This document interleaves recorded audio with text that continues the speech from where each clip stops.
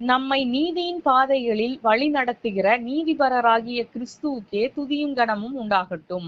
இந்த நாளுக்கான ஆதார வசனங்கள் ஜெபிக்க எபிரேயர் 12ஆம் அதிகாரம் 9ஆம் வசனம். நாம் பிழைக்கத்தக்கதாக ஆவிகளின் பிதாவுக்கு வெகு அதிகமாய் அடங்கி நடக்க வேண்டும் அல்லவா? துதிக்க யாக்கோபு 2ஆம் அதிகாரம் 5ஆம் வசனம். தம்மிடத்தில் அன்பு கூறுகிறவர்களுக்கு தாம் வாக்குத்தத்தம் பண்ணின ராஜ்யத்தை சுதந்தரிக்கிறவர்களாகவும் தெரிந்து கொள்ளவில்லையா? கர்த்தராகிய தெய்வத்தை சொந்த இரட்சகராக ஏற்றுக்கொண்டு அவருடைய பிள்ளைகளாய் இருக்கும்படிக்கு நம்மை அவருக்கு அர்ப்பணித்திருக்கிற நாம் பிதாவாகிய தேவனுக்கு எப்பொழுதும் நாம் அடங்கி நடக்க வேண்டியதாய் இருக்கிறது. உலக பெற்றோருக்கு பிள்ளைகள் கீழ்ப்பணிந்து நடக்க வேண்டும் என்று எதிர்பார்க்கிற நாம் நம்முடைய பரம பிதாவாகிய தேவனுக்கும் எப்பொழுதும் கீழ்ப்படிந்து நடக்க வேண்டியதாய் இருக்கிறது.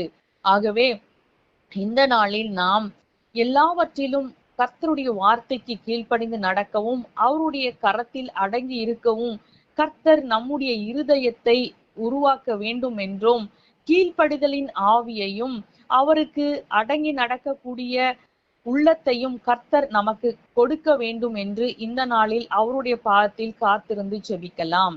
துதிக்க பெற்றோருக்கு கீழ்ப்படிந்த பிள்ளைகள் பெற்றோரிடத்திலிருந்து அநேக நன்மைகளையும் ஆசீர்வாதங்களையும் பெற்றுக் கொள்வார்கள் என்று நம்புகிற நாம் நம்முடைய பிதாவாகிய தேவனுக்கு கீழ்ப்படிந்து நடக்கும் பொழுது கர்த்தர் நமக்கான நன்மைகளை நிச்சயமாய் கொடுப்பார் என்றும் நம்மை மகிமைப்படுத்தி உயர்த்துவார் என்றும் விசுவாசிக்க வேண்டும்.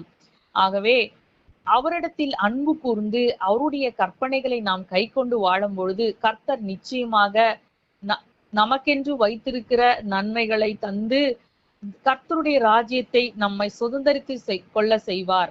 ஆகவே அதற்காக நாம் அவரை மனதார நன்றியோடு ஸ்தோத்திரிக்கலாம்.